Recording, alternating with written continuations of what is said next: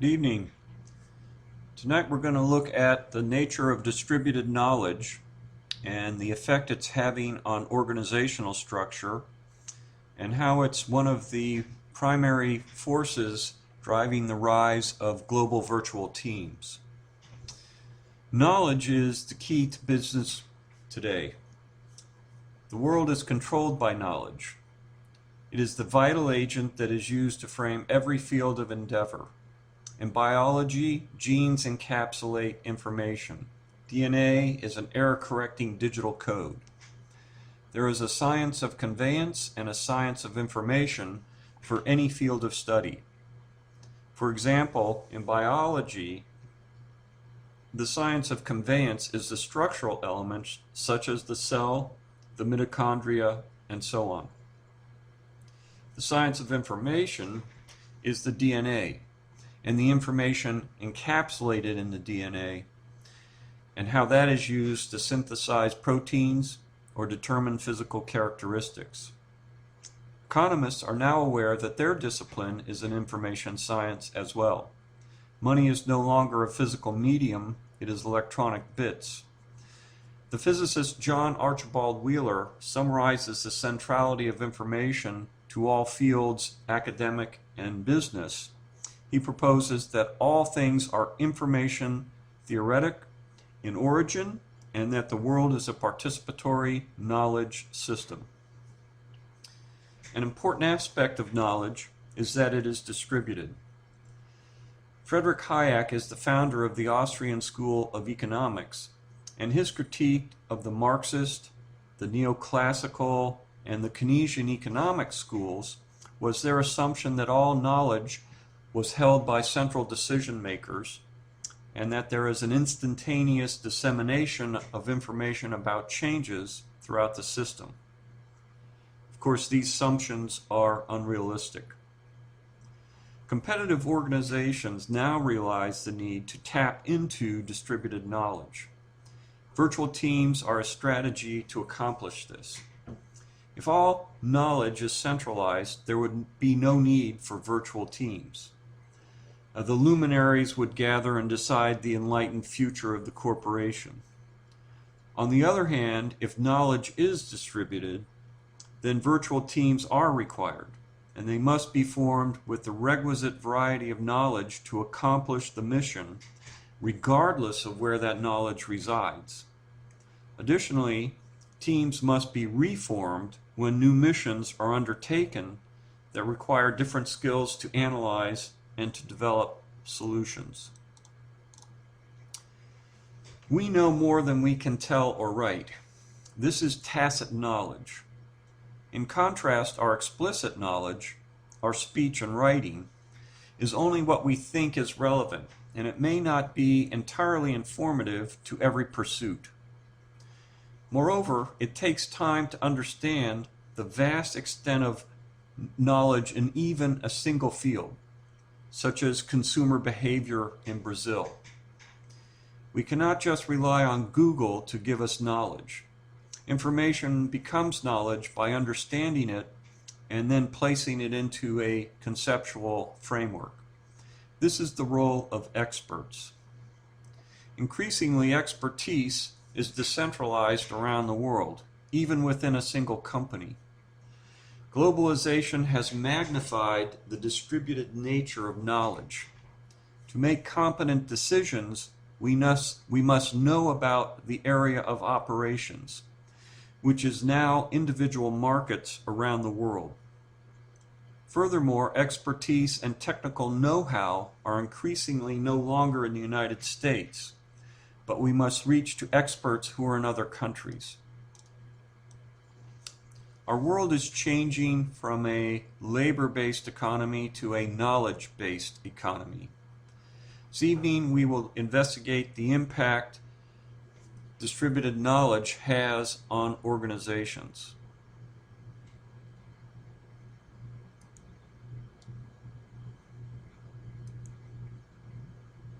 So, how are organizations adapting to the increase in the importance of knowledge and its distributed nature?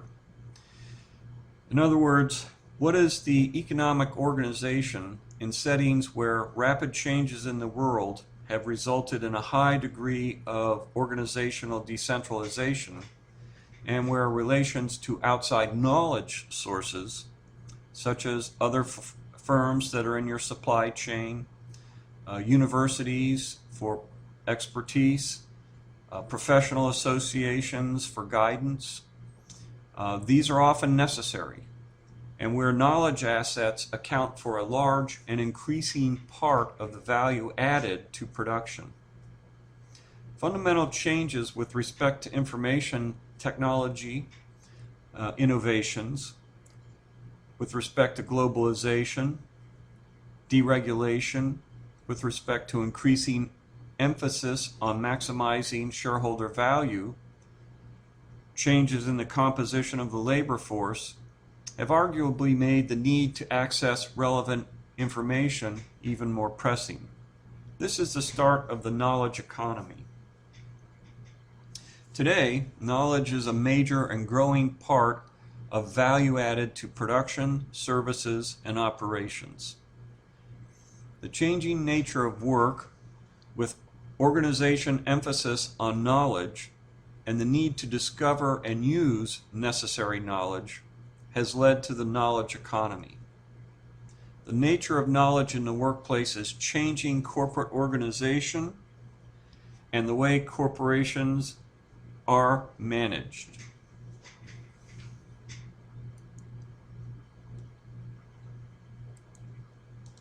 Strategic management drives most of the projects in an organization. The purpose of these projects is to take advantage of opportunities to improve operations or enter new areas or markets. Strategy is the deliberate action to transform sensed opportunities into desired results. In an iterative manner, search activity scans environments for information. It obtains understanding from the information, formulates action to benefit the organization, and implements the strategy through an exchange of actions with the environments. There are two main aspects of effective strategy making: creativity for innovation and administration to convert creativity into successful activity.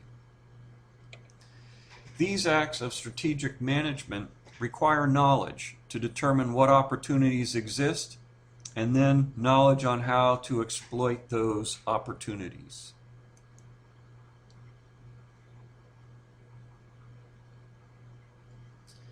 Strategic management now emphasizes innovation as an essential aspect for achieving success.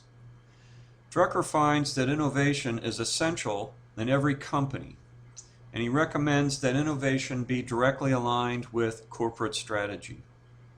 Innovation is fueled by creative knowledge. Corporations fail to deliver results in today's challenging environment because of atrophied innovation. Why do we need innovation? We have two basic strategy choices: improve our operational efficiency, or differentiate ourselves from current competition with new features or attributes. The purpose of either choice is to become more competitive in our environment. Organizations are adapting a network organizational structure rather than a hierarchical. Network organization structures facilitate organizational flexibility. The old corporate hierarchy and its rigid processes and chain of command opposes change. It is designed to eliminate anomalies, standardize processes, solve short-term problems, and achieve stopwatch efficiency within its current operating mode. In a sense, the crowning accomplishment of the hierarchy and its management processes is the enterprise on autopilot. Everyone is ideally situated as a cog whirring on a steady, unthinking, and predictable machine. Thus, the hierarchy ignores new opportunities that require transformation because these don't align with its core purpose of maintenance and optimization. In contrast, a network form of organization is more flexible and less authoritative. Because of the growing importance of being able to access knowledge from multiple sources, knowledge-based networks are increasingly becoming the relevant dimension for understanding the organization of business activities. Such networks may even cut across the legal boundaries of the firm. Virtual teams may include people who are external to the organization.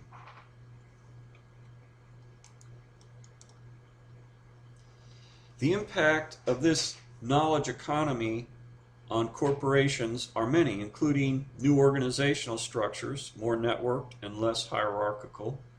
But in addition, they are a reduction in the size of organizations, flattening of internal organization and the rise of autonomy, increased emphasis on innovation and technical advancement, and changing demand for labor skills.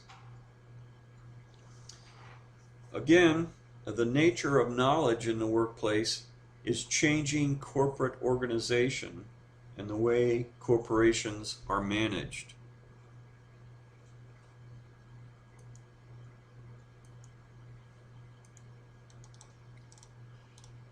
Coping with the problem posed by Hayekian distributed knowledge has become a fundamental problem confronted by managers of organizations.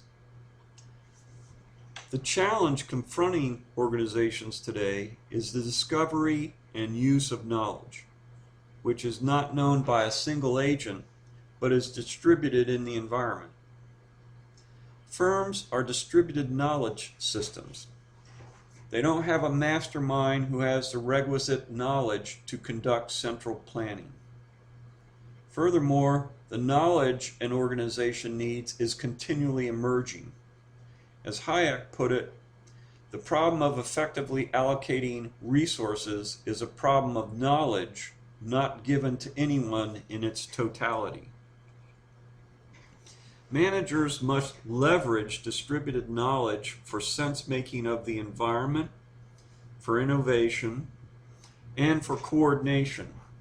Coordination is the small adjustments to processes to handle changes in the environment. Rigid processes cannot be easily changed to reflect changes in the environment. Moreover, if a single perspective is applied to multifaceted information, then only a small portion of the information will be recognized and processed. The rest will remain a puzzle, untouched and of no value to the organization.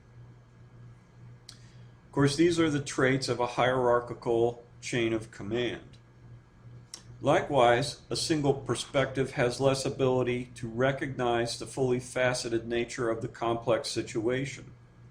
The antecedents to problem solving and to innovation are the collection of ideas, recognition of patterns, and organizing information into a repository, and then the establishment of relationships among the elements in the repository.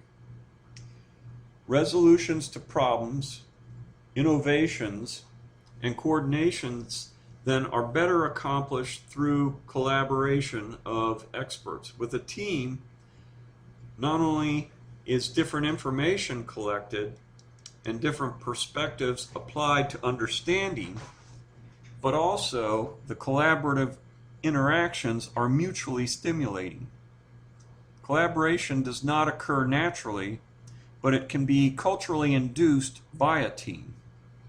This depends on the leadership of the team, and that'll be one of our future lectures. Collaboration, especially distributed collaboration, is a new concept to the hierarchically organized companies of today.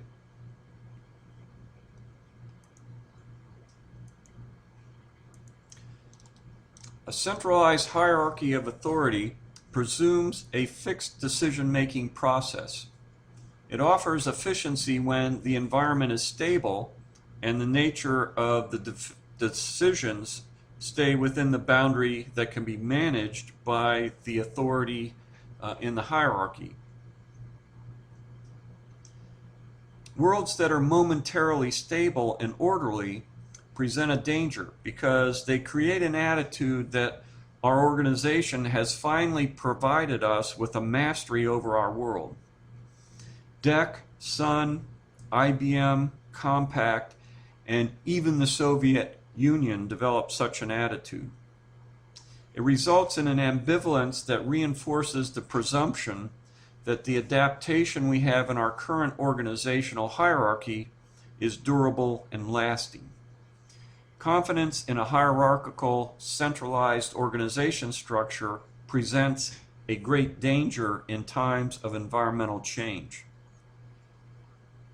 When the change exceeds the competence of the hierarchy to manage, centralized arrangements fall apart and become a cruel trap. The narrow and specialized knowledge in the system is bewildered by the ambiguous changes in the environment that often results in organizational extinction. The following are some critical rules in organizing theory that apply to the new world of distributed knowledge and change in the environment. The law of requisite variety is the need to link together distributed knowledge that represents diverse knowledge as complex as the new information coming from the environment. Another rule is that adaptation precludes adaptability. In other words, when you rigidly adapt to be efficient in one environment, that adaptation usually presumes a rigid structure for knowledge. You only deal with the knowledge the old process needs to execute. On the other hand, a networked, decentralized decision-making system may be less efficient, but it is more adaptable in fluid situations. The situation in the world today is fluid. Let's see what leading Austrians think on this. Hayek says, "The knowledge of circumstances which we must make use of never exist in concentrated or integrated form, but solely as the dispersed bits of incomplete and contradictory knowledge, which all the separate individuals possess." So organizations must deal with distributed knowledge, which must be discovered, rationalized, and then put to use. As we will see in this course, distributed teams have the capability of accomplishing this and are a critical part of the knowledge economy.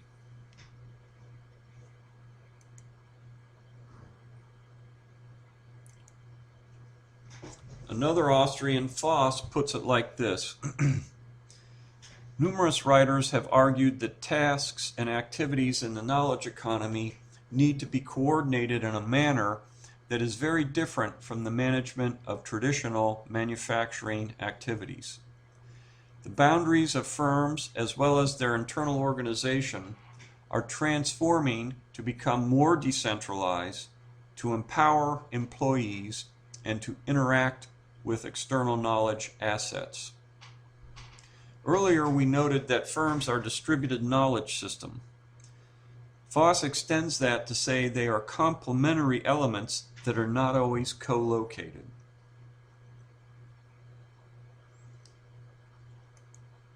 One more Austrian view, Cowan and Parker put it like this.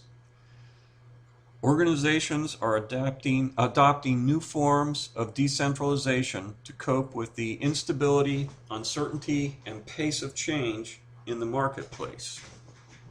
In cluster or network working, employees of undifferentiated rank may operate temporarily on a certain task or tasks in teams. The clusters are largely autonomous and engage in decentralized decision-making and planning.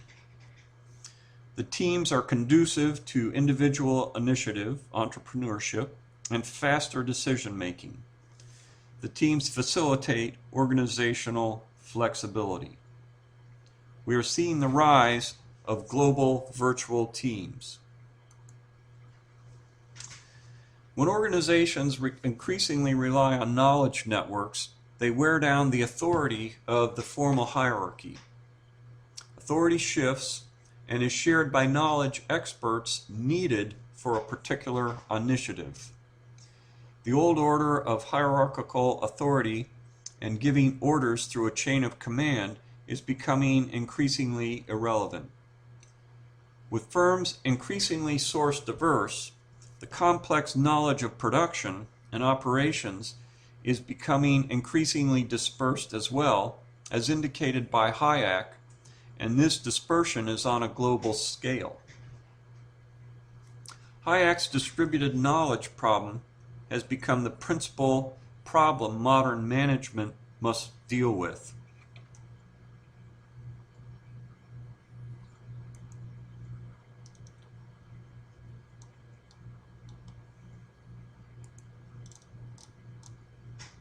So, where does Hayek's distributed knowledge problem lead us?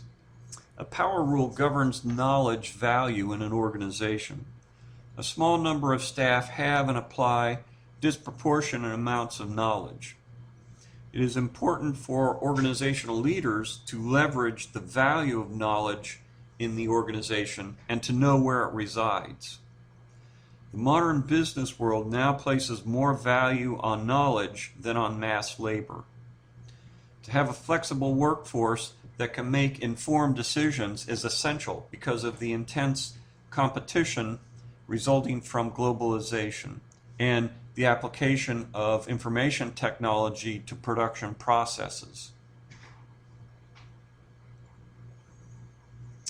Hayek's distributed knowledge and the rising importance of knowledge undermine the transactional management mechanisms and incentives of the old hierarchical chain of command. Minkler observes that if a worker knows more than the manager, the organization values that worker more than the manager who is attempting to control and monitor them. The organization of authority, norms, and teams is changing, recombining into what Foss calls new organizational forms. These new organizational forms are replacing formally defined information or authority hierarchies.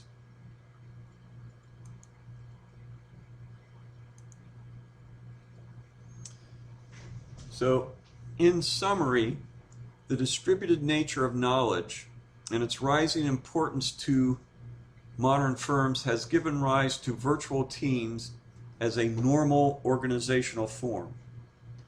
Cowan and Parker note that firms are adopting new forms of organization, such as virtual teams, to cope with the instability, uncertainty, and pace of environmental change. Townsend, DeMare, and Hendrickson note that virtual teams are replacing traditional co-located teams so that organizations can succeed in the increasingly complex and dynamic knowledge activities. This is the changing corporate landscape. There is not just the possibility you will work on a virtual team, there is every likelihood you will. So we've talked about Hayek. Gilder is someone else who has discussed the increasing decentralization and distributed nature of knowledge.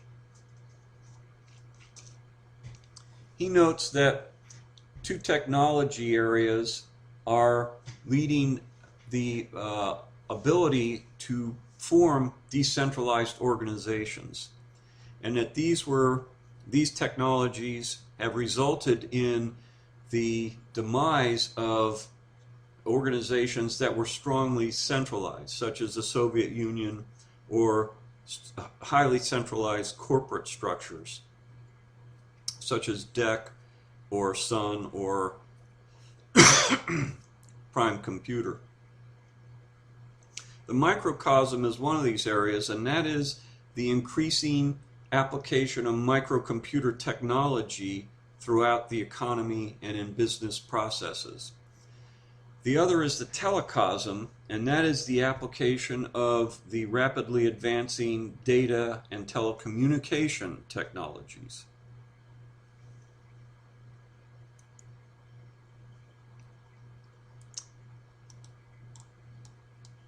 So to decide the future direction of a business, management must understand both its external and internal environments. Analysis identifies patterns in the environment to help management minimize risk and maximize return from investment of scarce resources. Two of the general patterns in business environments are the industrialization of the former Third World and the increase in productivity from advancing technology. Centers of knowledge and excellence are now globally distributed, with the resulting increase in the globalization of business activity. For example, globalization of corporate operations has experienced strong growth since the 1970s. The trade to GDP ratio in the United States has grown from 11.1% in 1970 to 28% in 2006. Global offshoring revenues continue to show strong growth, increasing from $119 billion in 2000 to $300 billion in 2008. U.S. corporations committed $60 billion in direct foreign investment for new manufacturing in 2006. Eli Lilly Pharmaceuticals now conducts 50% of its clinical drug trials outside the United States.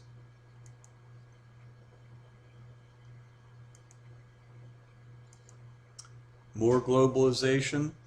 The financial incentive for globalizing operations is compelling. McKinsey Consulting reports that for every $1 of U.S. business offshore, $1.46 in new wealth is generated, with $1.13 of that coming to the United States. Additionally, globalization is driven by the diffusion of technical knowledge,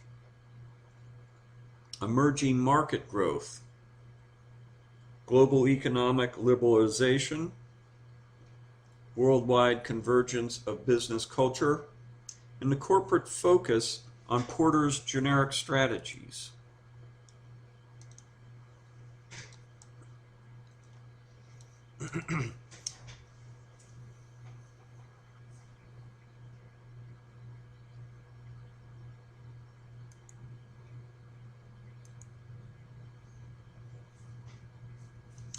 The business world is undergoing a fundamental transformation from mass production, where human labor was the principal source of value, to a new era where the principal component of value creation, productivity, and economic growth is knowledge. The intangible assets that include patents, know-how, and a skilled workforce now account for over half the total market capitalization of public U.S. corporations. McKinsey has divided work in organizations into three categories: transformational, the extraction of raw materials and its conversion to output; transactional, interactions that can be easily scripted or automated; and tacit, which are complex interactions requiring a high level of judgment.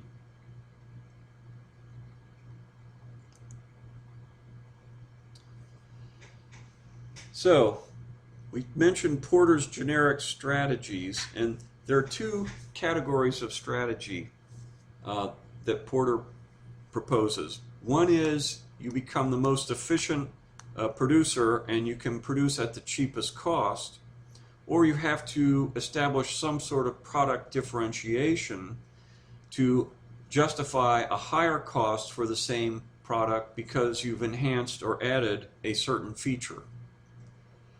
Technology-enhanced productivity and the industrialization of emerging countries has created a worldwide supply that exceeds demand in existing markets. Firms cannot survive in a low-cost world of overcapacity without strategies based on innovation, because existing markets are saturated with supply. As a consequence, companies must differentiate their products through innovation. Adaptability is synonymous with the survival of the organization. More than ever, organizations face an uncertain environment and relentless change. Failure to understand the environment or inappropriate response to change has pulled powerful organizations through a vortex, and after that, if they survived at all, their look and capacity was very much different than it was before. By tapping into distributed knowledge, organizations can not only endure, but can obtain competitive insights into the environment. An essential form of knowledge is the sense-making of a complex environment to obtain situational awareness.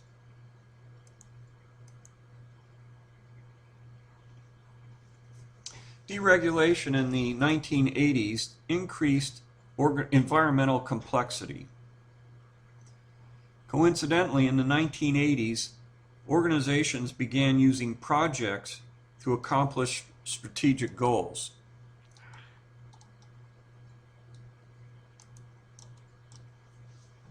Before that, projects in the 1960s through the late 70s were usually restricted to a functional area and were managed by a functional manager.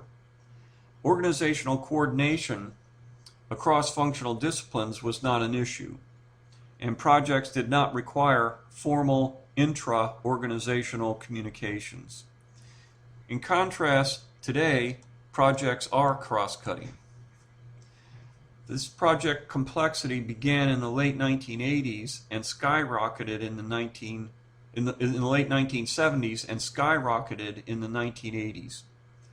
Average project value remained relatively flat, around 17 million, from 1960 through 1976.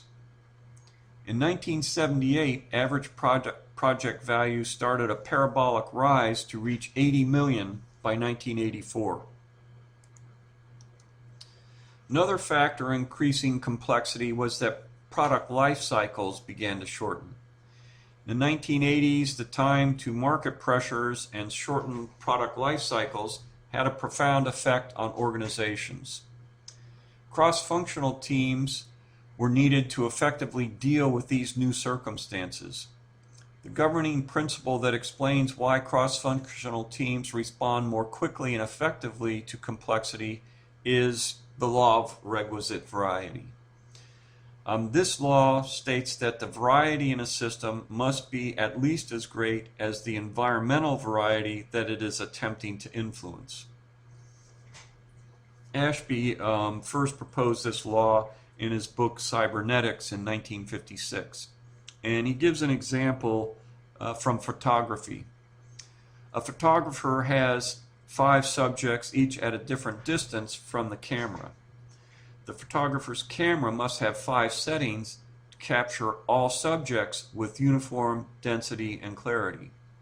If the camera has fewer than 5 settings, it lacks requisite variety and will not register with sufficient detail to depict all scenes with accuracy.